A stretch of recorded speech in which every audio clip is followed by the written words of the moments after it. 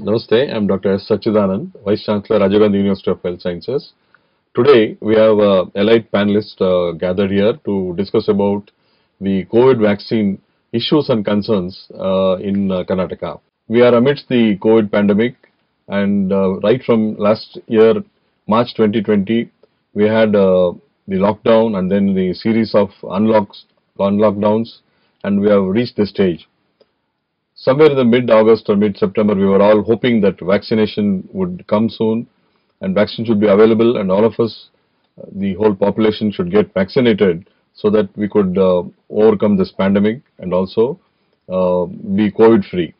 Rajiv Gandhi University of Health Sciences has always been in the forefront in organizing such educative and informative programs, and this particular program is being organized to pass on authentic and very authoritative information to all the doctors, nurses, and the allied health sciences workers who are in the actually called as healthcare workers. So let us discuss about these issues and concerns threadbare, and at the end of it we will have a question and answer session where you can clear your doubts as well. To discuss with all these issues and concerns, let me introduce my panelists today. We have on my left side Dr. Ravi Vasantapuram Ravi.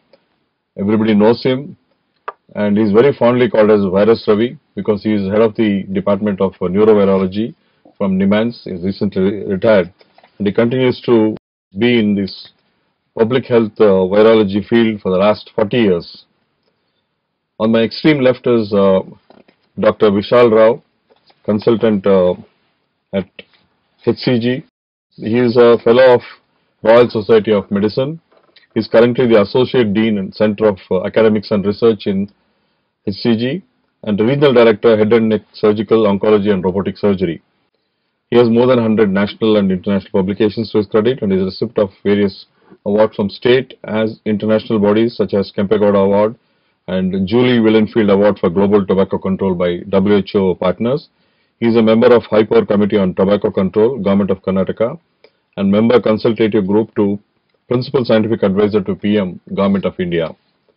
On my right is Dr. M.K. Sudarshan, Chairman of State COVID-19 Technical Advisory Committee and retired Dean and Principal, Professor and HOD of Community Medicine, Kempegowda Institute of Medical Sciences. And Dr. Lokesh is a medical public health professional from WHO office, Bangalore, and is overseeing the COVID-19 vaccination program in the state. I welcome all of you, sir, to this program. Thank you. Today,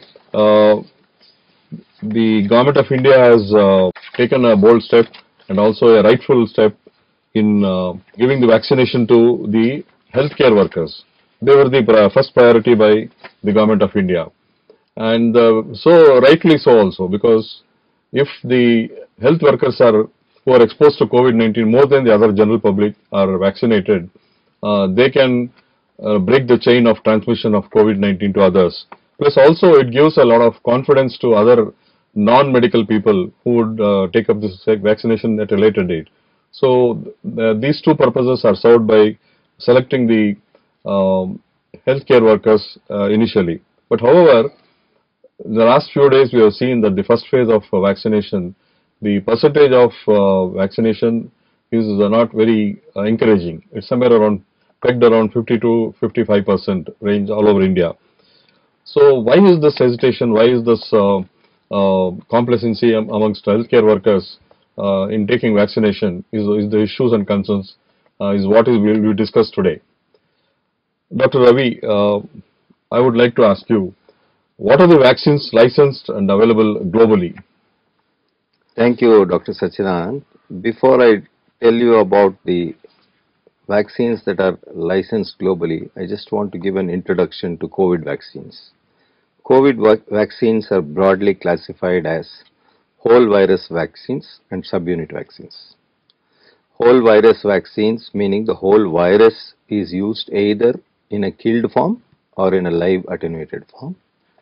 Subunit vaccines come in three different categories. One is to use a part of the virus protein, for example the spike protein, or to piggyback viral proteins, for example the spike protein on top of other non-infectious, non-virulent vectors.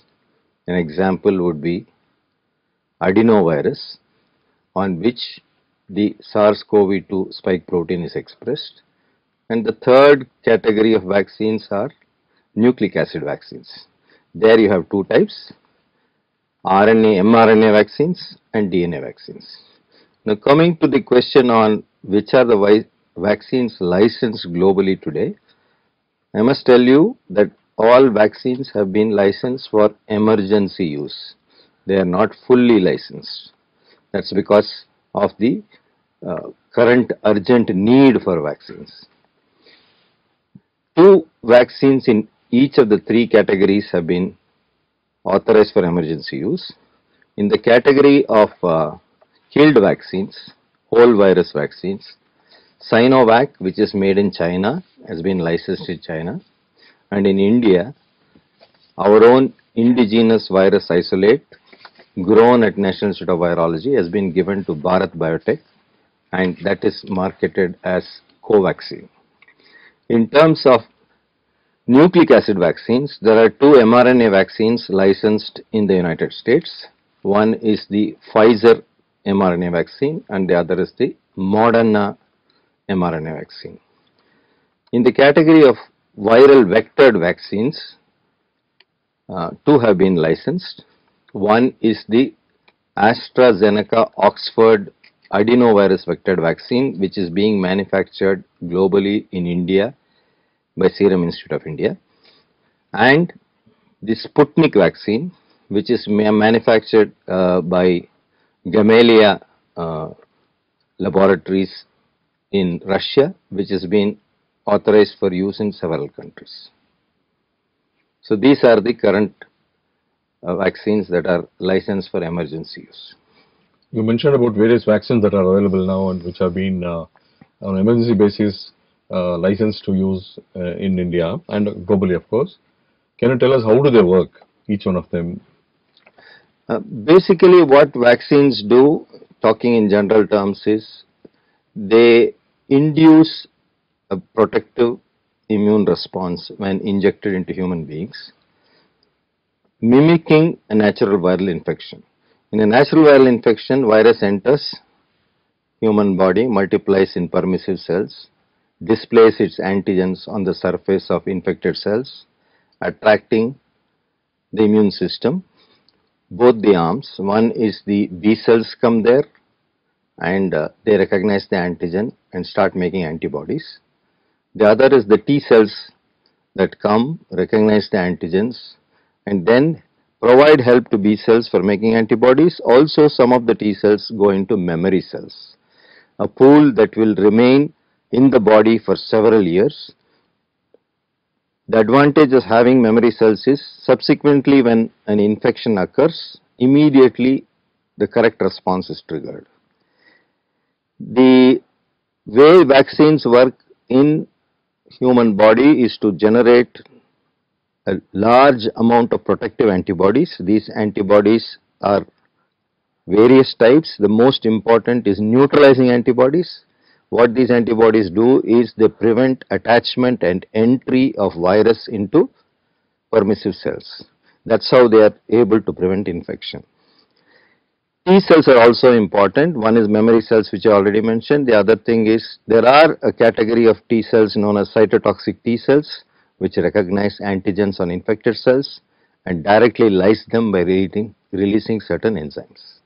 So this is how vaccines work. But once the vaccination has been done, how do we come to know that these vaccines are effective? Yeah. How do we assess that? See, whenever we talk about efficacy of vaccines, we should understand that before a vaccine is released for emergency use or full license, it goes through various stages of trials. These are classified as phase 1, phase 2, phase 3 and phase 4. The objective of phase 1 trial is to show that the vaccine is safe. Before we come to phase 1 in human beings, the vaccine is first administered to experimental animals to assess safety and toxicity, and also to see whether it is inducing protective immune response in animals. And these animals are also subjected to challenge studies. That means vaccine is given and live virus is given to the animal to see whether they are protected. Now phase 1 is usually done in up to 20 to 100 volunteers, and there the objective is to see if it is producing any abnormal effect on human metabolism or on the organs. Phase 2, the objective is immunogenicity. Immunogenicity means if you give the vaccine, are we producing sufficient amount of antibodies or a cellular response. This usually is conducted normally in about 200 to 500 volunteers. After it clears phase 1 and phase 2, permission is given for carrying phase 3 trials where efficacy is measured. Efficacy is measured in a large population. Usually for COVID vaccines, it ranges from 25,000 to 40,000. A proportion of these people receive a placebo, that means a chemical or a substance that is not related to SARS-CoV-2 but is safe, and a larger proportion receives the vaccine.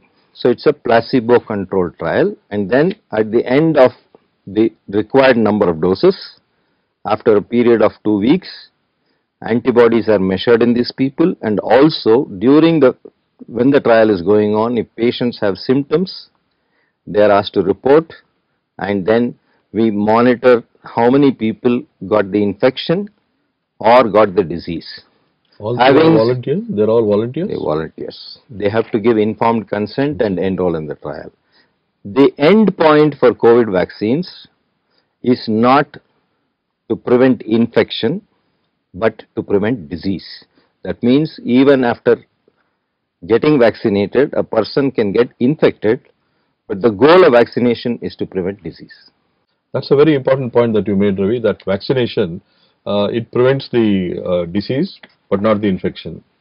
So, you have also mentioned a list of vaccines available now, different categories of vaccines.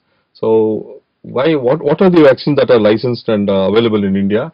And if so, why were they chosen? Okay. The two vaccines cleared for emergency use in India are the AstraZeneca Oxford vaccine produced by Serum Institute under the brand name Covishield. Now this vaccine the Government of India cleared because phase 3 trials were conducted in India as well as in other countries globally, and the data was presented to the Drug Controller of India. They examined it and found it efficacious to the tune of 70%. So they gave emergency use authorization, primarily because it's a vaccine made in India, and so it is likely to be much cheaper than imported vaccines. Number 2, this vaccine has no thermal stability issues as it can be stored at between 2 to 8 degrees centigrade. The mRNA vaccines on the other hand require -70. Pfizer has applied for licensing in India, and the data is being examined by Drug Controller, so we will hear from them shortly. The second vaccine cleared for emergency use in India is Covaxin, made by Bharat Biotech Limited, which is a SARS-CoV-2 killed vaccine. Now this vaccine, the trial is about to be completed, phase 3 trial, but data from 22,500 people who have already participated in the trial was given to the expert group. They examined and they were satisfied, so they gave emergency use authorization. There are 2 more vaccines undergoing phase 3 trials in India now. One is the Russian Sputnik vaccine, which the Reddy Laboratories is going to manufacture. It's under phase 2 and 3 trials. And the other is Cadila DNA vaccine, which is undergoing phase 2 trials and will enter phase 3 trials shortly. So as of now, in the immediate future, we can look at 4 vaccines. And if and when Pfizer is given permission by Drug Controller, that will be the 5th vaccine in India. In fact, it's a very proud moment for all of us Indians, because we are producing the vaccines in large numbers, and then we are also able to supply to many other countries, neighboring countries as well. I think the Indian government has received orders for vaccines from at least more than 50 countries so far. You know. There is a general complaint that even though we have to get vaccinated, Indians have to be given preference, but still we are supplying the vaccines free of cost to the neighboring countries. So why is that so? Can we substantiate that? I think Dr. Sudarshan and others will be able to answer this question better, but let me add my bit to it since you asked the question. India has planned vaccination in a phased manner. Right now, we are concentrating on priority groups and we have adequate supply for priority groups. And as part of a friendly vaccine mission, since we have extra doses, it is being given to other neighboring countries and other countries, especially the lower middle income group of countries, because the rich countries have their own supply of vaccines. Thank you, Dr. Ravi. Dr. Vishal, what is the evidence of published data for COVID-19 vaccines available at this point of time?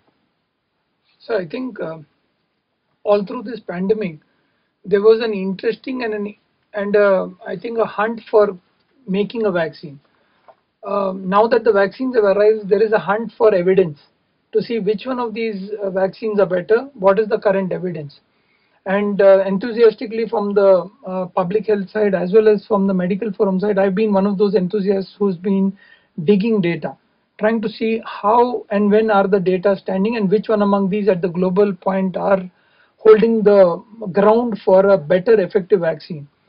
So in this search, I think I would like to allude to one of the most recent publications that came from the Lancet, which I think Ravi sir alluded to earlier, was from a combined randomized control trial that came from Brazil, South Africa and from UK together. This was a pooled data of around 11,000 odd patients who had a median follow-up of about 3.6 or 3.8 months. A very initial interim analysis whose final efficacy point was again symptomatic disease, not infection. This is very important, and in this particular data, I've used Ravi sir's microscope to actually study the adverse events and the complications. And what's been most interesting is there are close to 168 adverse events that have been reported. 168 participants have experienced adverse events, of which 84 have been in the Covishield arm, that is the virus vaccine arm, and about 90 odd in the standard arm, that is the control arm. Now the control here was a meningococcus pseudo vaccine that was used, or saline. Clearly among these, only one participant was actually in the vaccine group. Only one particular event was in the vaccine group. And what's also the thing was, in total there were 3 events which they said could have been possibly connected to the vaccine, but among them only one of them was in the vaccine group. So that is one aspect of this data. But thereafter we've seen multiple publications from BMJ and other very reputed journals like NEJM that have brought in phase 1, phase 2 and phase 3 clinical trials. All of them summarizing one aspect, that these vaccines have been safe, these vaccines have been potentially efficacious, and these vaccines have been in the line of controlling the pandemic. I think the overall intent has been either you get infected or you get vaccinated and you get controlling the pandemic. And I think we are at a very interesting juncture, as you all have rightly said, that we've created the vaccine and we have made it in India. So the create in India and the make in India, both concepts come here. And we will hopefully be the first to have controlled the pandemic globally. Dr. Vishal Rao, you just spoke about the evidence of published data for COVID-19 vaccines, which is available so far. What are the common and severe side effects that we see from this COVID vaccination? This is a lot of concern with the healthcare workers. So from what we've reviewed in literature today and what is available from public portals, I think it's very interesting to see that majority of the side effects have been related to mild pain, temperature and other minor side effects which have been transient, very temporary. And this is what has been experienced like a very minute subclinical infection in many of them. And or pain at the injection site or because as a part of the regulatory norms, these are all supposed to be categorically put as minor adverse events. there have been no major serious adverse events that have been noted till now, except for in some of the reports that they have showed that in some of these trials up to 2% of serious adverse events were seen. So primarily, I think if you look at overall data, and even if you look at the Wonsis data that has come out in the Lancet in January 2021, I think categorically, like I told earlier, most of the data points out towards minor adverse events which have not been life-threatening and which have not led to any kind of trial stopping in any of these trial sites.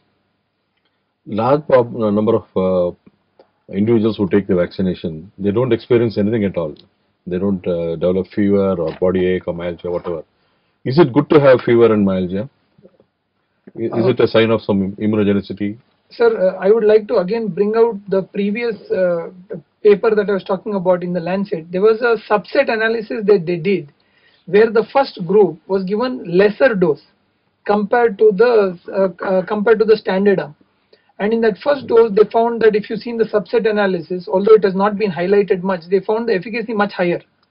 So there has been some strange kind of concordance that they have elaborated here, and maybe Ravi sir can highlight on that point, that lower dose seemed to have been more efficacious in this particular trial publication, which was published.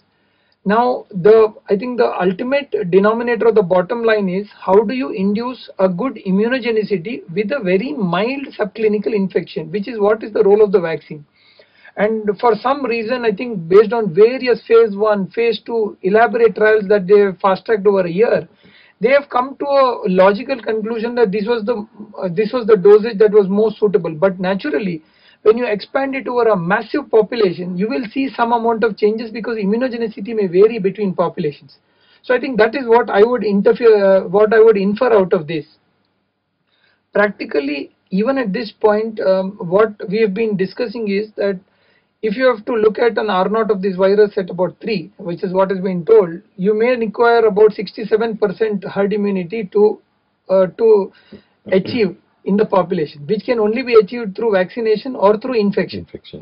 We would all prefer vaccination, and that is the best way for us to reach herd immunity and possibly control the entire infection and overcome this. Yeah, I would like to know what is the impact of vaccination on COVID-19 infection and disease. Again, sir, like Ravi sir spoke earlier, I think he was very emphatic to say that most endpoints in clinical trials have been related to the disease and not infection. Now, this is very important, and I think to understand that you can have infection without disease. And this is what a lot of the challenge clinical trials also showed, which have been published. And they showed that this is not ethically to be allowed in humans. So it was done in animals. Where they injected the animals with vaccines, rhesus monkeys and others, and then they were exposed to the virus. At certain point in time after the exposure to the virus, they continue to shed the virus in the nasal secretions. So which means that they did contact the virus, and they were towards the end transmitting them a little bit, but they did not get diseased of the virus. And I think that's a very key important endpoint, that infection has to be different from disease. And most of these clinical trials, including the 4 randomized clinical trials that was published, show that they emphasized more on symptomatic COVID-19, and they did not look at the asymptomatic infections. And that is the data we have before us. So you mean to say that a person who is vaccinated can still get infected? Yes, sir. And I think that's a very key point that almost all of these particular vaccine companies across the globe have been driving to say that you may get infected, but you will have a significant reduction in the severity of the disease. And till then, you have to continue to wear the mask, because that is also going to be a key determinant. And I would like to add one more point here. There are still open questions regarding variant mutants that have been coming up. And I think earlier Ravi sir has elaborated on one of their own papers on PLOS1, which talks about a wide variety of genetic variants. The questions today still are open-ended, are they efficacious against some of the new mutant variants? We don't know. But I think having said that, it's too early. 11,000 patients, 3 months of follow-up. It is just opening us to tell that we can open the health of the economy in an effective way by doing so. Okay. Thank you, Dr. Vishal. I'll move on to Dr. Sudarshan. Thank you. Sir, there is a lot of hesitancy amongst healthcare workers by taking the vaccine. They have been, we know the statistics says that not even 50 to 55% have got vaccinated, and more so in healthcare workers. On the contrary, we had expected that most of the healthcare workers would have got vaccinated by now. So why is this hesitancy, sir? Yeah. Now, first, I will explain what is vaccine hesitancy. See, vaccine hesitancy refers to delay in acceptance or refusal of vaccine services despite availability of vaccination. So, either it is delay or refusal, and we are seeing both. And why vaccine hesitancy happens is a very complex phenomena, and it is context specific. We have seen this vaccine hesitancy historically with all other previous vaccines, whether it is smallpox vaccine or BCG vaccine or polio vaccine. So this has been a part of any vaccination program, and the vaccine hesitancy so hence varies across time, place depending upon the situation, and the vaccines themselves. Today, like for example for the medical profession, there is a debate going on between Covishield and Covaxin. So vaccine hesitancy could be related to time, that is historical or current times, place, and the vaccine or vaccines themselves. Now, some of the factors which influence vaccine hesitancy, that is either refusal or delay in acceptance, could be complacency. That is a kind of a personality. Generally, they are very complacent and they do not take things in a serious or in a true perspective, or it may be a matter of convenience for them in certain situations. This is in general, and it is also a matter of confidence. Some will have a kind of a personal confidence that I will never get COVID. See, such kind of persons you will find in your neighborhood. So I will not take the vaccine. So it is a matter of complacency, convenience, and confidence. Now coming to COVID vaccination per se, we have had this COVID vaccination in the country from 16th of January. And what is happening?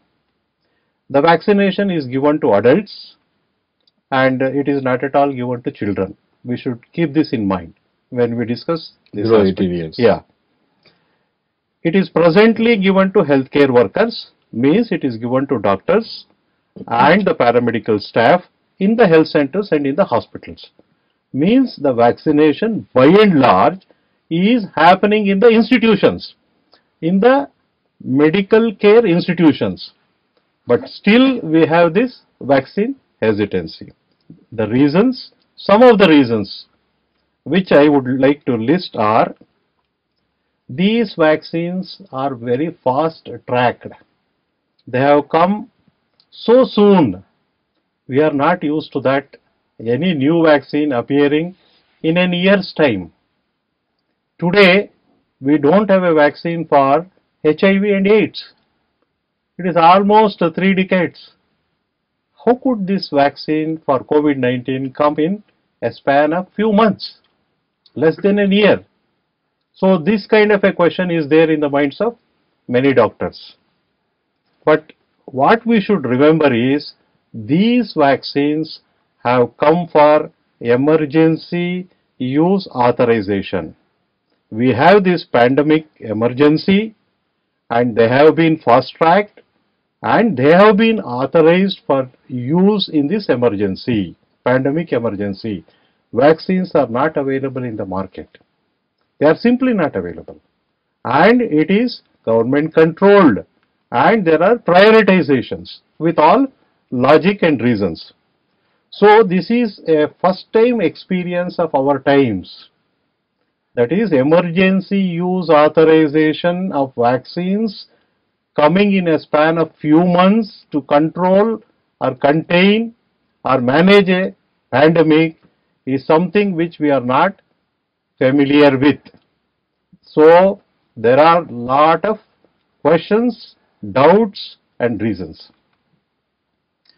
Now the next thing is, when the vaccine has come or the vaccines have come in such a short span, issue of safety, issue of immunogenicity and issue of efficacy. All these have become a matter of debate, more so among the medical profession and leading to vaccine hesitancy. Now another is, now if we see in Karnataka, this program is for Karnataka, there is a receding threat of COVID infection in our society, in our community, general scenario. And also many medical professionals have said that when the pandemic was in its peak in the month of July, August, September, October, beginning of November, we did not get the natural infection when we were attending to the patients. Our protective measures were good enough to prevent from infection. Now there is a receding threat, less threat of COVID infection. Then why take a risk of taking a fast-tracked vaccine? Is another issue which is there contributing to the vaccine hesitancy.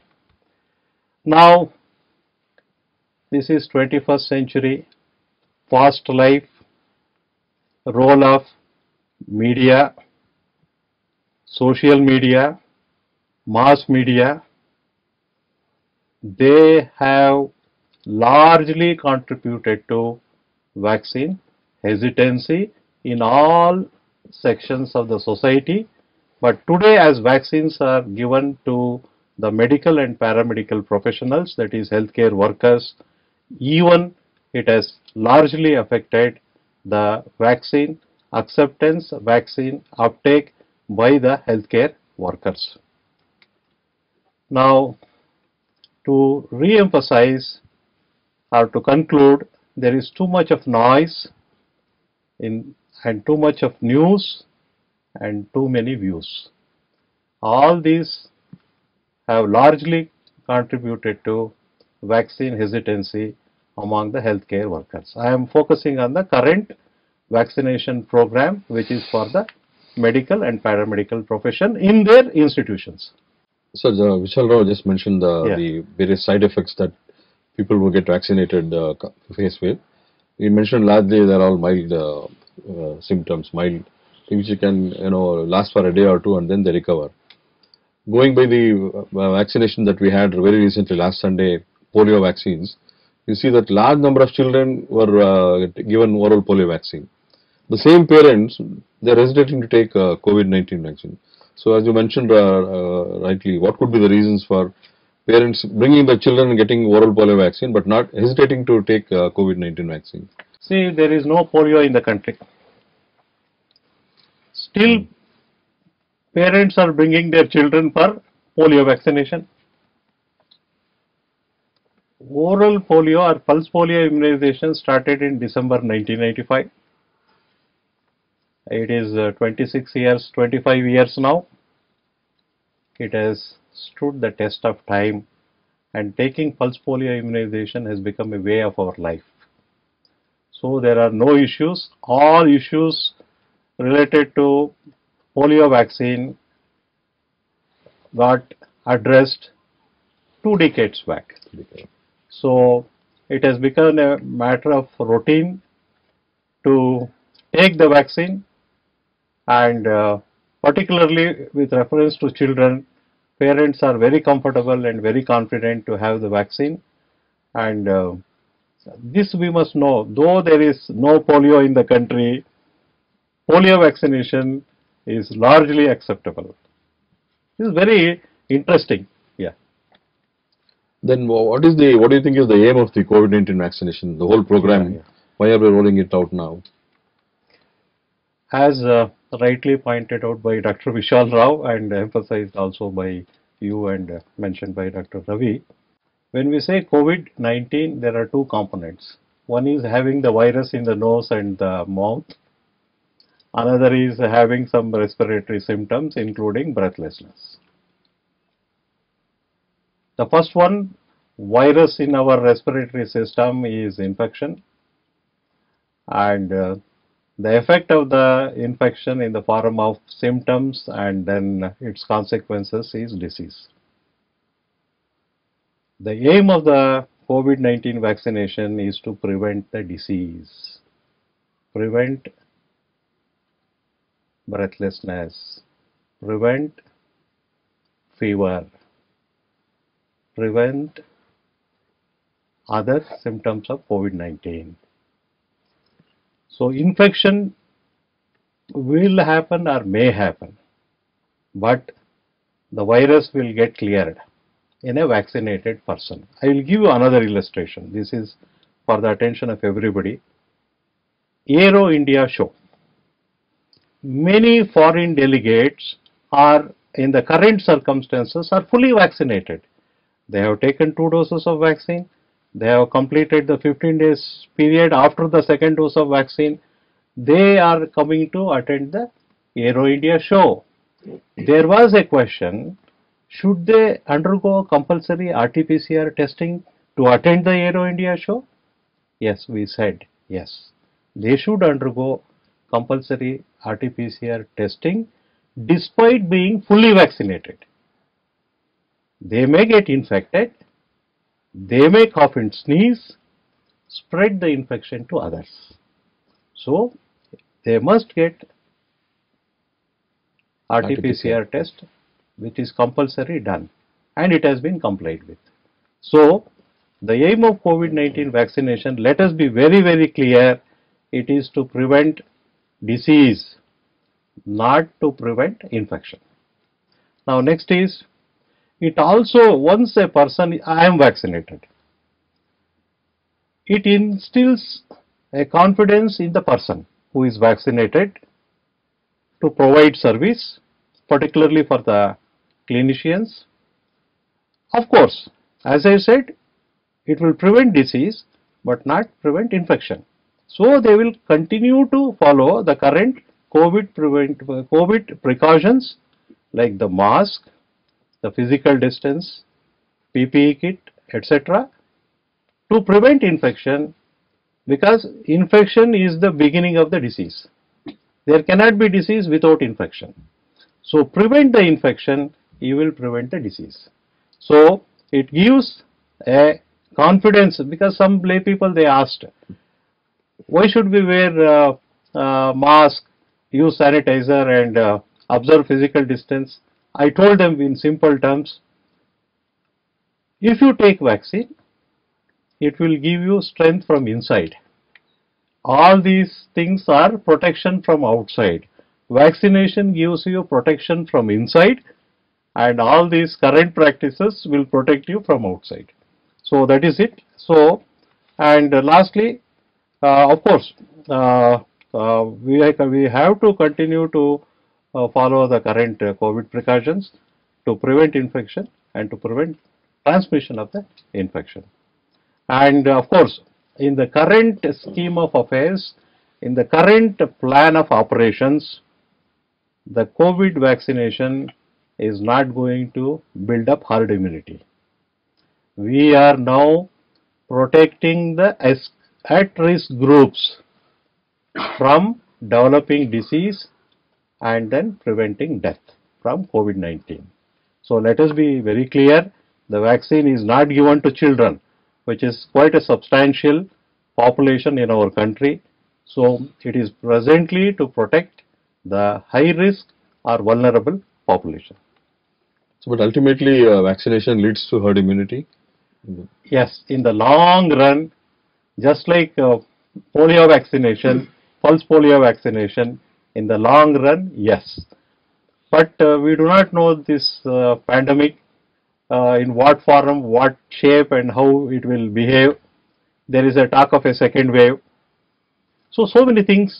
This is a new disease. For China it is an year and above, but for us it is about 11 months. So we do not fully know the natural history of the disease.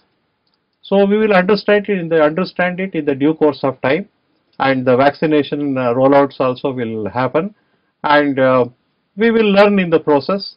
But our aim shall be to prevent the disease, and in the current circumstances, the vaccines do not prevent the infection. You mentioned about rolling out of Yeah. vaccination. Do we have a specific plan for Yeah. rolling out Yeah. this vaccination program? Yeah.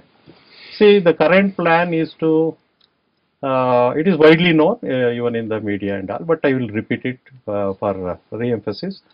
Government of India, which is rolling out this vaccination program as a vertical program, which is providing the vaccine to the state governments and is run as a vertical program through the state government Health and Family Welfare Department. It is aimed to vaccinate about 30 crore population at risk groups. Who are these?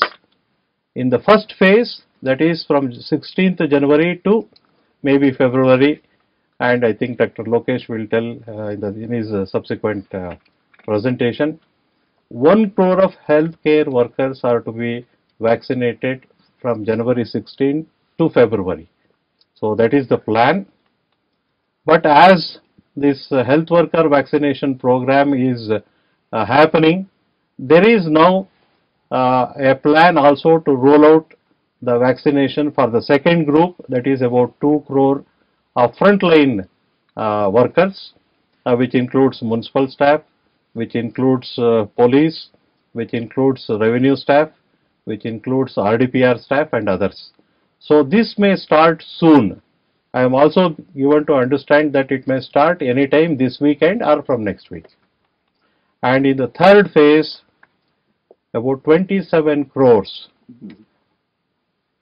That is, this group consists of persons above 50 years of age and persons with comorbidities. So this is the last group, and it is 27 crores. So 27 crores of high risk groups, that is age and comorbidity, 2 crores of frontline workers and 1 crore of healthcare workers. So together 27, 2 and 1 is 30 crore in the first round of COVID vaccine operations. So you are a public health expert. Can you tell us what is the risk benefit of vaccination program? Yeah. See, it is our basic nature that whenever we want to do anything, we will say, am I going to incur any trouble or incur any loss by doing this? What will be my benefit or any advantage to me if I do something? This normally subconsciously we do for most of our actions. And this risk benefit is there in health service, healthcare system for many years. It is a health managerial concept which is very much now required for COVID vaccination. It needs to be applied. What is risk benefit? Risk of dying due to COVID and benefit of vaccination.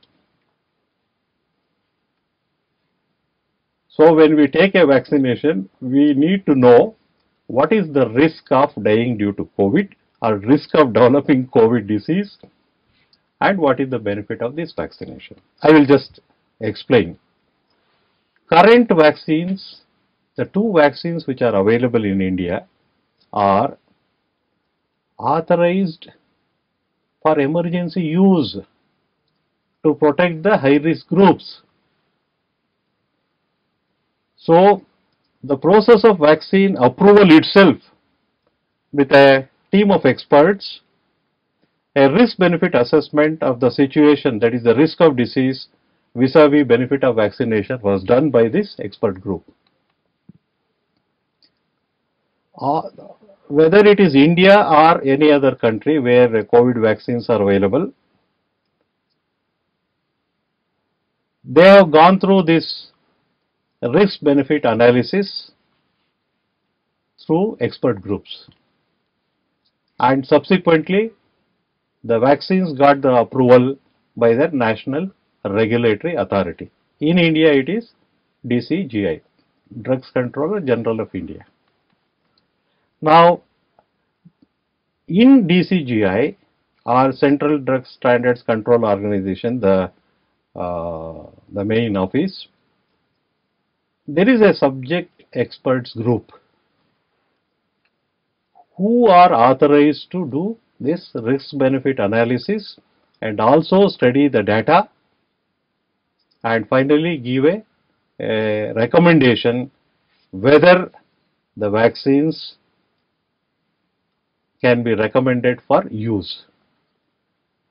And as I told you, for the first time during our times, we have got vaccines in a span of 10 months for emergency use approval for certain specific purpose, and it is implemented as a Government of India vertical vaccination program. So, risk benefit analysis has been done, and it is beyond the scope of this particular presentation of a limited time. Ultimately, it is a domain of a subject expert group.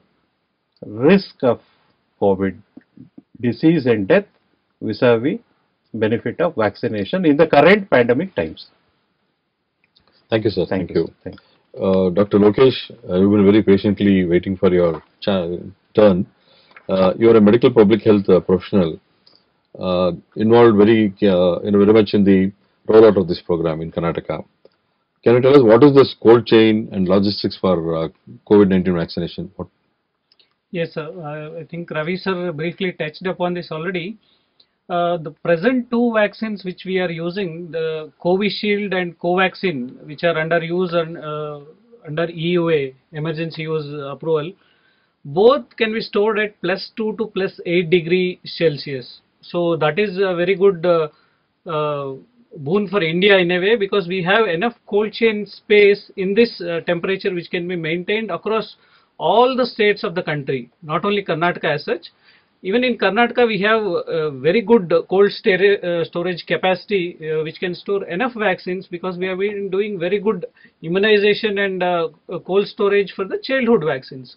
So similar cold chain from the manufacturer to the beneficiary is being taken care for the COVID-19 vaccines also. So from the manufacturer, it's coming to GMSDs, then to the state vaccine stores we call. So it is maintained in proper cold chain. From there, it is transported in what we call the insulated vans in the cold boxes. It is stored in walk-in coolers at the regional vaccine stores, which are like huge room kind of things, which also maintain +2 to +8. And every healthcare facility in Karnataka, they have an ILR, ice-line refrigerator, and almost every medical college in Karnataka have this facility.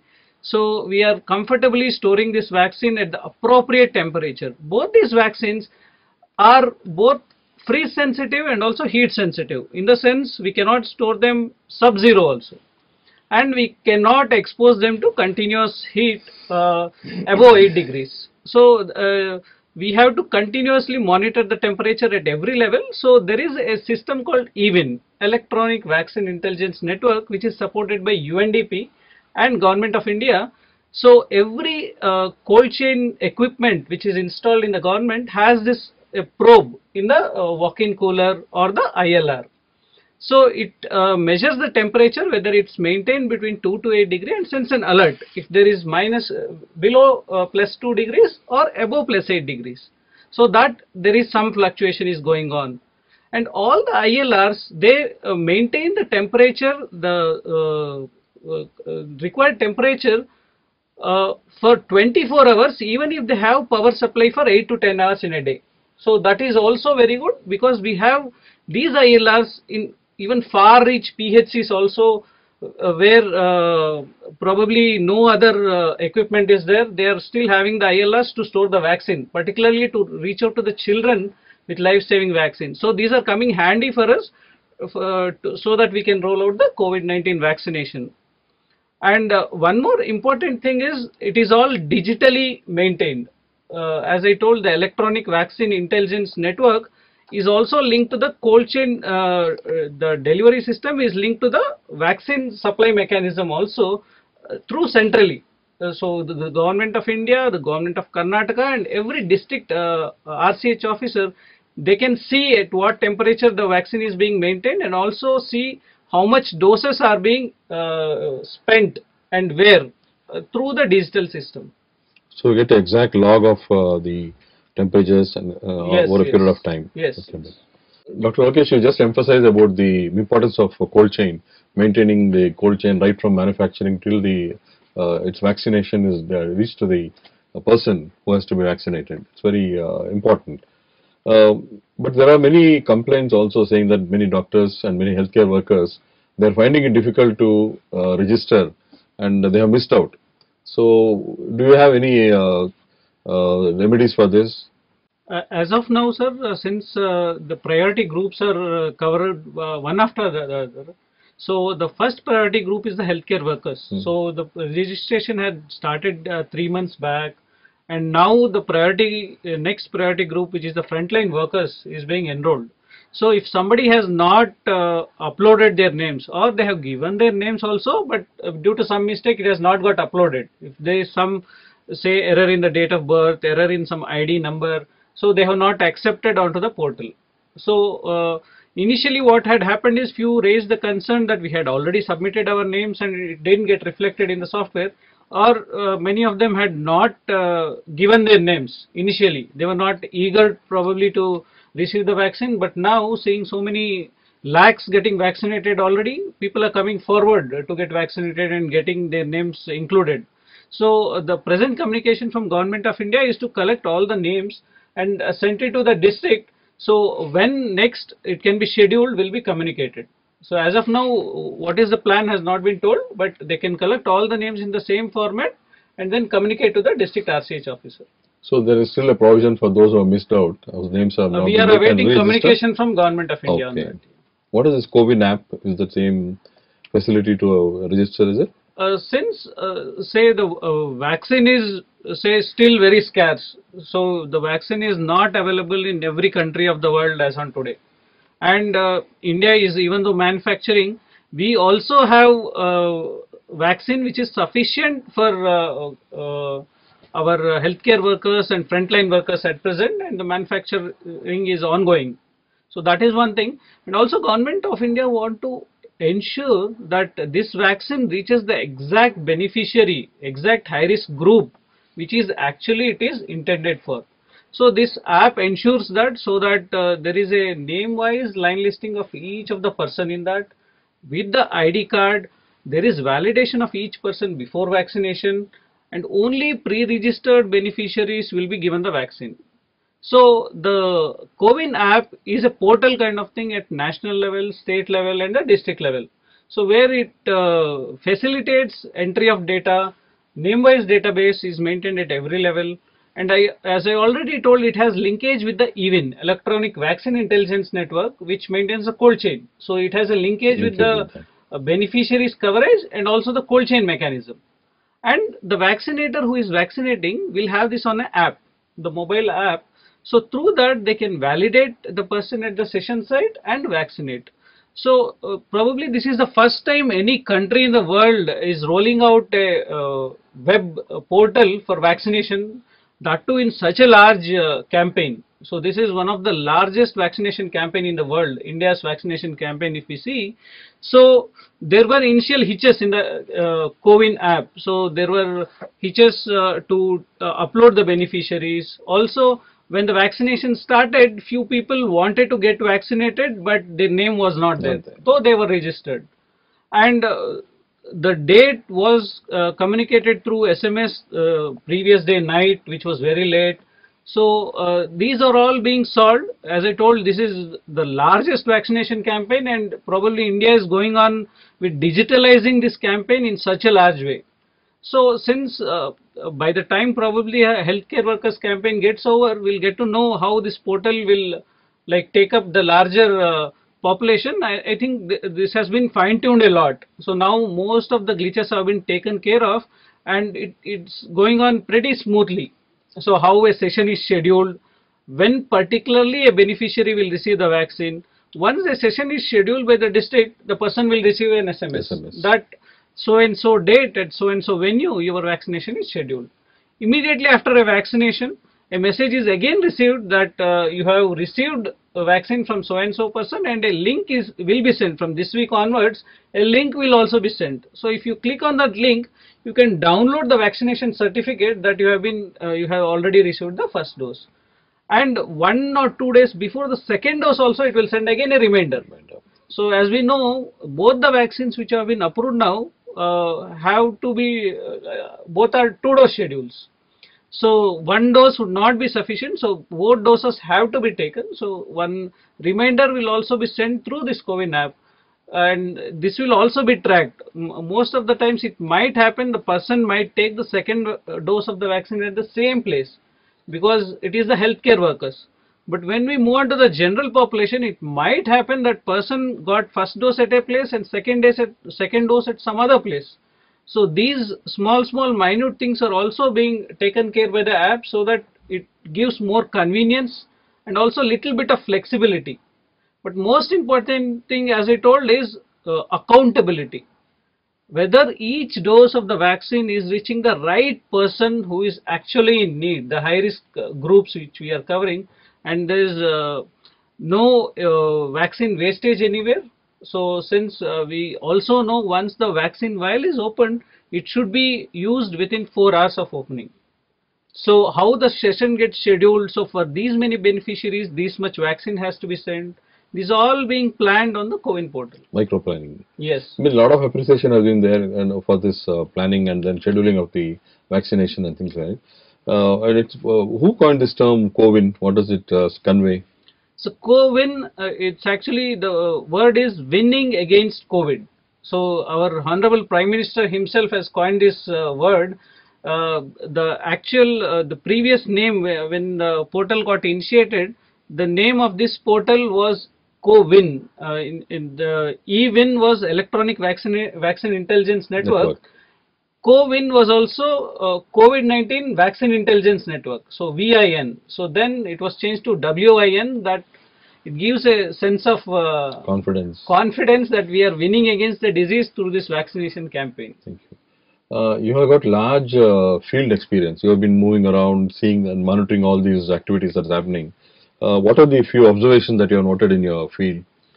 Yes, we are involved in monitoring the campaign through our field surveillance medical officer, through the medical colleges also. The community medicine departments have been supporting a lot in monitoring this vaccination campaign, particularly the qualitative aspects. One thing is the micro planning which goes on before the campaign starts. Another thing is the qualitative aspects. So how we are actually doing the vaccination process. So since the planning started, Government of India has been very vocal and also been planning the campaign in such a way it should be almost resembling to an election process. So we have seen many of the vaccination campaigns before, like Pulse Polio campaign, which is happening since more than 25 years now. There's Measles Rubella vaccination campaign which happened 3 years back. So this campaign has been very different in the sense that the preparations have been very good. There have been lots of time given to preparation, particularly considering the disease epidemic response is also going on simultaneously. And the same field personnel are also responsible for the response also. So it has been very good. If we see how the vaccination sessions get planned, it's planned in 3 separate rooms. So one is the waiting area, one the vaccination room, and one is the observation room. So wherever we have seen, may it be a small PHC, be a corporate hospital, may it a medical college. So these arrangements of vaccination rooms have been very nice. So given the time for preparation and also they are taking care of the COVID response, the preparations have been very good. And IEC, the communication regarding the vaccination program has also been good. But the communication which has been lacking is communicating what is the exact date and time the beneficiary should come. So many places we have received concerns that only last night I got to know that today is my vaccination day. There are some beneficiaries who told I didn't receive any SMS, but today after coming to my department I am told today is my vaccination scheduled. So there was some hitches on the portal also, which has been resolved now. Otherwise the qualitative aspects, as I told, maintaining the cold chain, the injection practices, taking care of the AEFIs. So any immediate anaphylaxis which might happen, so every session site has a AEFI kit or anaphylaxis kit with adrenaline, and the vaccinators are trained. Every vaccination session has 5 vaccinators. So most of them have been already trained, in the sense that we used to emphasize more on the person who gives the injection. In every campaign we think that vaccinator is there, the campaign will go on. Here the supporting officers are also as important, because it is like software based. So one person has to enter on the CoWIN app, so validate the ID of the person. So that person also has to be trained. And one person is a security guard who checks the person and only lets them in. The other 2 persons support in crowd management, since we are doing this campaign amidst COVID times. So the physical distancing has to be maintained, only persons with no symptoms have to be allowed. So all these also has to be managed, and one person will watch out for any AEFIs happening. Though we are doing this among adults, there is lots of anxiety which is there, since this is a new vaccine and many of us are taking this injection after a long time. So subconscious anxiety kind of thing is still there among many who have taken the vaccine. So most of the things they are made comfortable in the waiting room and the observation room. They have been all right, and all the AEFI kit and anaphylaxis kit. I think Karnataka has vaccinated now more than 3 lakhs successfully, and there has not been even a single anaphylaxis which has been reported. That's a very important message. Yeah. 3 lakh, more than 3 lakh vaccinations and no anaphylaxis so far. By and large, I think this is the largest well-planned and well-executed vaccination drive in the country. Again. Are there any specific observations in medical colleges vis-a-vis comparison with field, PHC or CHC? Any issues in medical colleges, or is it better there? Yeah, the planning has been very good even in the medical colleges. There has been a nodal officer which has been denoted, maybe for data collection of the health, all the staff, and then giving to the government for uploading, and seeing whose names have been entered, whose names have not been entered. So that coordination also has been taken care with appointing a nodal officer within the most of the medical colleges. It's been a community medicine department staff or any other nodal person. And they have also like neatly arranged 3 rooms for each vaccination site. So each day there might be multiple vaccination sites which are going on. And once from the CoWIN portal a printout is given on who are the beneficiaries for that day. Many places we have seen that initially the first 2 weeks there have been delay in communication.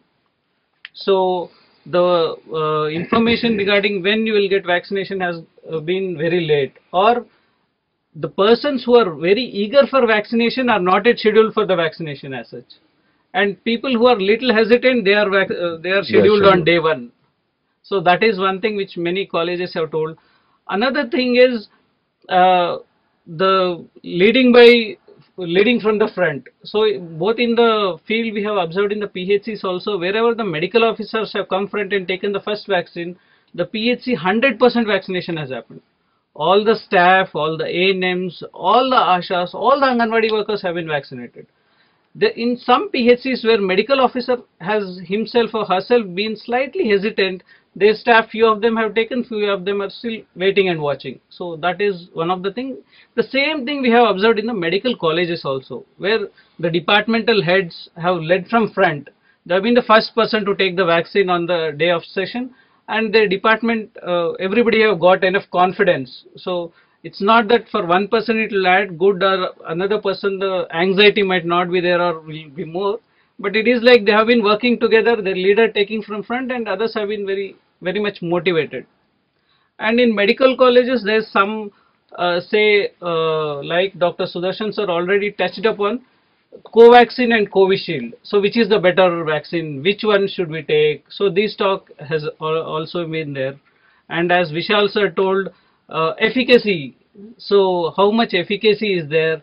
So that waiting and watching approach is more in medical colleges than in the public sector hospitals. And also the coverage point of view, there are some medical colleges which have done decently very well with the vaccination because of, say, they have oriented all their staff before the vaccination starts, coordinated well with the government in, like, say, scheduling a session, arranging everything. So there have been all the good practices also. There's some hesitancy, some wait and watch approach, and also some concerns with the portal also. The CoWIN portal initially could not be so smooth when rolled out, but now largely Much many of better. the issues have been taken care of. So by and large, whether it's a PHC or a medical college, nobody should have any anxiety. All precautions have been taken care of. Yes. The anaphylactic kit is available, doctors are available, so there will not be any hesitancy on anybody's part as far as the procedure is concerned. Yes. All of us here, right from two on my right side and one on left side, all of us are vaccinated except Dr. Vishal Rao. Any particular reasons why you are not vaccinated so far, or are you hesitant, or you intend to take in future? So initially I was in the hesitant group, sir, I must acknowledge. And I think I'm right now already in line for the vaccination in the next coming days. There has been hesitation because, and I think like you rightly pointed out, we've had our internal debates, we've had our own questions, and I'm a data driven person. I wanted data, I wanted a publication. So I've always been looking for data, and I'm fairly certain and satisfied now. And I think all the more confident after this panel has taken place that I should be one of the forefronts now to talk about this and actually strongly support this. I think data for us has been a very important point, and sometimes giving rise to reluctance and hesitancy. And today I think published data, especially published data, one is the hearsay, but other is the published data coming out, especially in reputed journals like Lancet, strengthens our confidence to say that we are ready for it. I must also add to this that I was telling Ravi sir, one of the interesting reads I was having again was that we are at the trough of the first wave of the pandemic, and before the crest of the second wave begins, we have a small window period that we frontline workers should now strengthen ourselves and ensure that we are not going to again fall prey to this virus. And I think that is where I'm going to take a cue from it and get vaccinated, and hopefully also be one of the leaders to see that my teams and my doctors also, more of them are participating in this. I hope you'll open your doors for the window period. You should Yes, get sir. your vaccinated in the window period and throw that hesitancy to the window. Yes, sir. Okay. Dr. Ravi, this vaccination that we are having, both Covishield and Covaxin, are they effective against mutants? There are a lot of mutation occurring now, and they're worried. People, we have the UK strain entering in India. Does it help in containing those as well? This is a very common question that people ask me. The honest answer is data is evolving.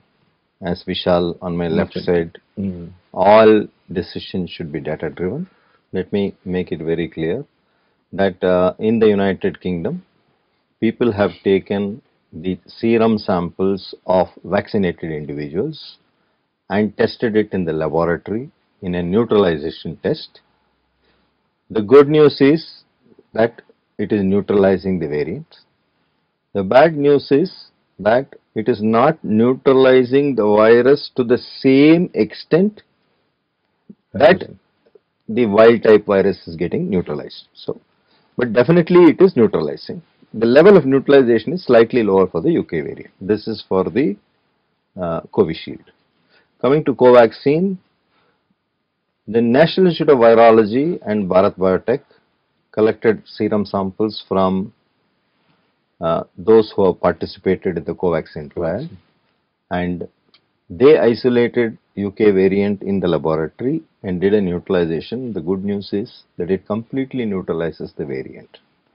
In a recent press interview, I had made this point that history tells us, vaccination history tells us that whole virus vaccines give us a very broad response that will cover all variants. It's like a buffet. So Whereas the subunit vaccines, since they are directed at one particular part of the protein, will give protection to that particular protein. So if there is a mutation in the virus in that particular protein, chances of complete neutralization is less. so do we have a choice? Can we choose between Covishield and Covaxin? In the current national campaign and program, there is no choice, but it is people's concern that I want to address, because there is no choice. Both vaccines are efficacious, and as a virologist, I feel whole virus vaccines will give a broader immune response, which theoretically and preliminary evidence says will protect against all variants. Is it necessary for an individual to go for the whole virus vaccine, though he has been vaccinated earlier for a particular virus, Covishield and Covaxin? Is it necessary that he can take, or is it advisable? At this point of time, it is not advisable. First of all, let me make one point very clear, which people ask me. Can I take Covishield first dose and Covaxin second dose? The answer is no. All vaccine manufacturers have made a very clear-cut recommendation that you cannot interchange vaccines. People ask me why. Because crossover trials have not occurred. People have not done the trial with one vaccine, first dose and second vaccine. Until those trial results are available, it is not permitted, it is not advisable to take it. Having taken 2 doses of one schedule, you don't need another vaccine, a second round of vaccination, for 2 reasons. A, there is not so much vaccine available to avail of such luxury. There are more deserving people waiting for the vaccine. And when it is released for emergency authorized use, already it has to have certain amount of efficacy, only then it is released. It is not that 10% efficacy vaccines or 40% efficacy vaccines are released in the market. So there is no need. Very recently I read in papers that, even though the doctors had got vaccinated, still they got infected. Is there a window period where, when the antibodies titer rises? Yeah. I think I should be explicit. I think you're referring to the Chamarajanagar episode. Yeah. Okay. Vaccine efficacy is measured 14 days after the second dose in all trials. So if I get first dose today, 28 days later, second dose, 14 days from 28 days, at 42 days is when whatever percent of efficacy will be there in me. It is possible when you are doing large scale immunization, as Lokesh said, as others have said, lakhs are getting immunized. That when I go for immunization, a small percentage will be in the incubation period. So I got a shot. 3 days later I manifest symptoms. It is not due to the vaccine. Both the vaccines we are using are not infectious SARS-CoV-2 virus. Correct. They are either vectored or killed. Ones. So the vaccine per se will not produce disease. Let me make it very clear. Including some of the professionals ask me this question. So let us make it, vaccine is not going to produce disease, but when a large scale immunization takes place, there will be a certain number of people who, when they come on the day for vaccination, they might have been in the incubation period and they will manifest disease. And after one dose, you are certainly not going to get protection. That too in a few days after vaccination. You mentioned about 45 days, 42 to 45 days time required for the antibodies to appear in the body. At the same time, Dr. Sudarshan, many are hesitant to take vaccination because there has been a news going around saying that people should not take alcohol at least for the 45 days period. What is your take on that? Yeah. I think this whole thing started on 16th of January following me taking the vaccination in Victoria Hospital. When I came down, the media asked me many questions, and one of the question was, what are your recommendations to those who take vaccine? Then I said, are there any do's and don'ts? Are there any dietary restrictions? These were the questions. So in the context of those questions, I said, it is advisable not to consume alcohol for 45 days of those who are receiving COVID vaccination. That was the trigger for the debate and the storm. What exactly I meant was, if you continue to consume alcohol, it is not that a person will start consuming alcohol after taking the first dose. These are persons who are regularly taking alcohol. They will continue to take alcohol despite vaccination. So, generally it is well known that the nutritional status and the immune response have some issues in these alcoholics. This is something which has come from science of vaccines. One is the rabies vaccines and other adult vaccines with which I have been associated for more than 3 decades. So taking cue from those vaccine science, I made a general advice. But to conclude, what I would like to say is, there is no interaction or side effect or any kind of a reaction in alcoholics following vaccination. If an alcoholic takes vaccine and if he takes vaccine, there will not be any unusual or extraordinary reaction between vaccine and alcohol.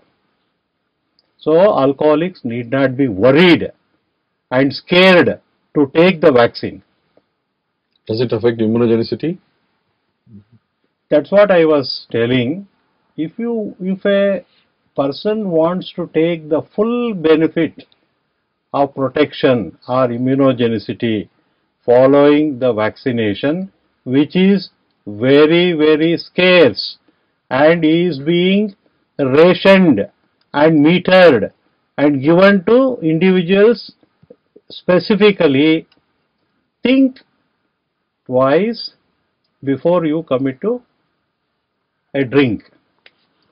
I have been also told, let me go, because this is a educational program, there are individuals, if you speak like that, they will choose alcohol, not the vaccine. So this kind of a message also was given to me. My advice to such people is, have the vaccine, and it is up to your personal wisdom to decide on the other aspect, but don't miss the vaccine because of alcohol, is my message. And there is no interaction between the two. In one of the TV debates, I was also told by the TV anchor, a reputed anchor whom I will not name, he said, "Doctor, what you are telling is science and sense, but if you go back many months back during the lockdown, there are instances where when alcohol was not available, a few have consumed hand sanitizer which had alcohol." So I am just very comprehensively addressing this issue of alcohol and vaccination, COVID vaccination, to a professional group. Take the message in a clear scientific perspective. Let us try to avoid mixing vaccination and alcohol, is the message, as far as possible, to the best personal extent that is possible from your end. Sir, I would Same like thing to applies add to more. Thank you. smoking as well. No smoking. No. I have no scientific background or scientific evidence regarding smoking and vaccine efficacy or immunogenicity. I think it is for others. Tushar, what do you want to So I say? just wanted to add to Yeah. this that also all the published data on Yeah. this do not point towards any such recommendations Yeah.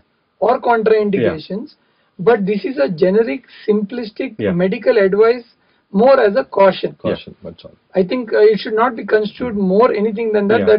And I also say paradoxically, alcohol itself is one of the most common causes of non-communicable diseases. And here we are dealing with a communicable disease Yeah, that yeah. is targeting non-communicable Yeah, disease. yeah, yeah. So as medical fraternity Yeah. together, we I think cannot recommend for it nor against it, but Yeah.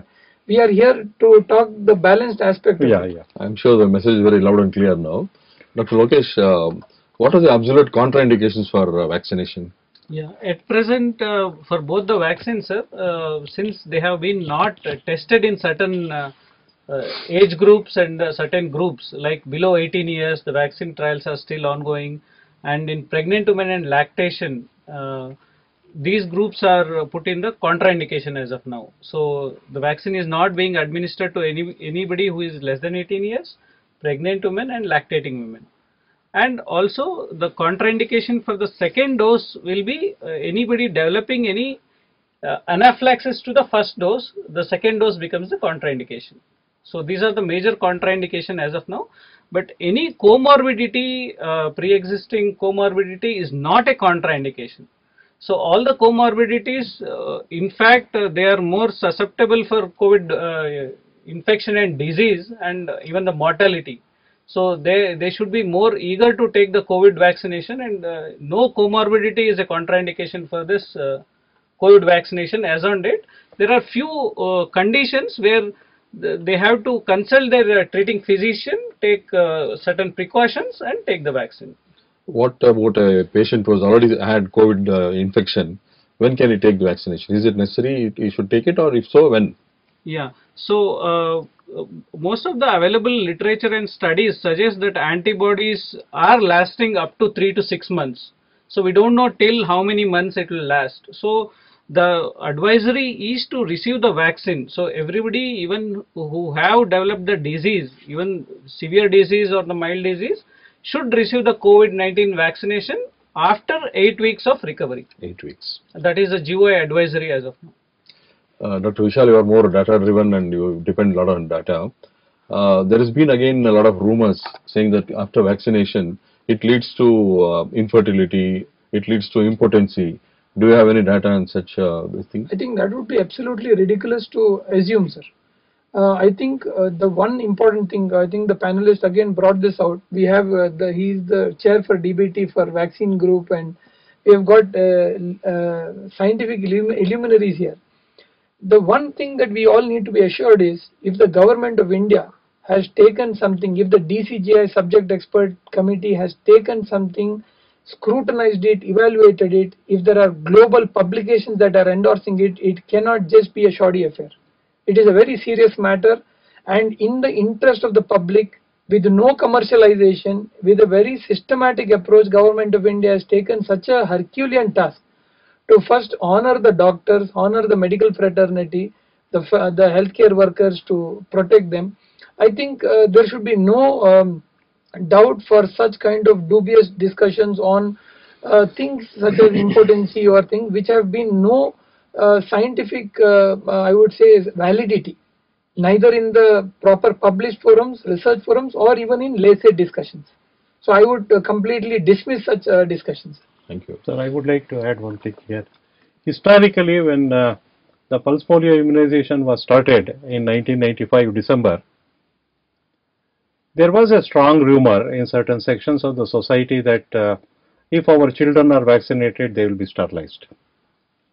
And it took quite some time to convince people that it lacks science and it is simply nonsense, and it was a rumor.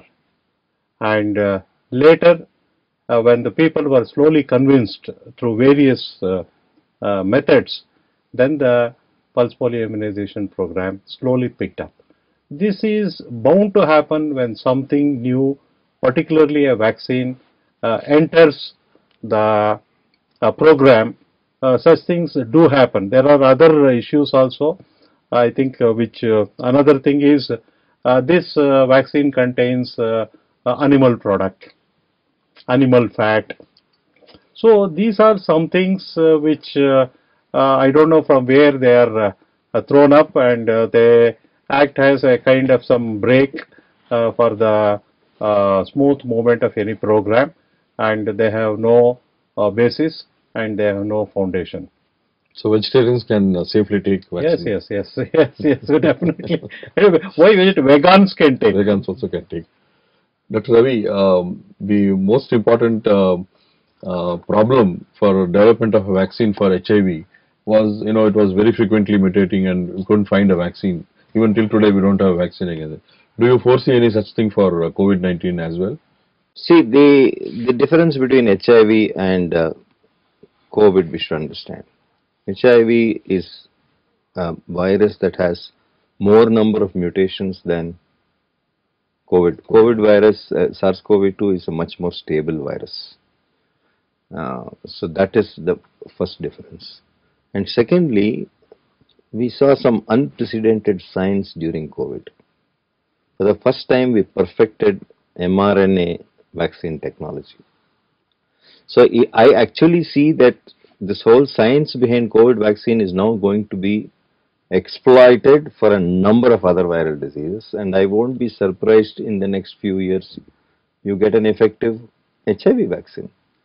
Because of the great intersectoral and interdisciplinary collaboration we had for COVID, because of its huge impact it had, none of us have seen a pandemic like this to this magnitude. So I think it has taught us many lessons, and I'm sure vaccine science will benefit from the COVID experience. So COVID has really taught us a lot and given us more opportunities. Yeah, with your permission, I would just like to add as my closing remark one point. SARS-CoV-2 is a new virus. Nobody is immune to it. No human being is immune to it unless they are infected. The only other way you can acquire protection is through vaccination. Nobody is forcing vaccination. Use your wisdom to get protected. If you don't get protected, the virus will invariably catch you. That's Someday all I or have the to other. say. Someday or the other. Sir, last question, I think, for you. Why is it optional? Why don't the government make it mandatory and say that everybody gets vaccinated?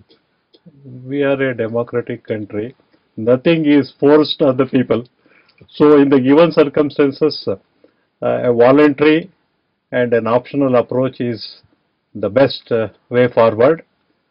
Maybe at a later date, if we are not able to reach what we expect, maybe other approaches can be considered. But in the given circumstances, I think this is the best way forward. Okay, I think Dr. Ravi also answered the same question, like you choose either the infection or the vaccine. Yeah. That's all. Isn't it? So I think I thank all the panelists today. They have been very, very elaborate, very scientific, very data-driven discussion. I thank Dr. Vishal Rao, Dr. Ravi, Dr. Sudarshan and Dr. Lokesh for this wonderful session. Now the discussion will be thrown open for any questions the audience have got. Kindly shoot your questions either through the chat box or through directly. We would take the questions and answer. The panel will be very eager to answer your questions as well. Thank you so much.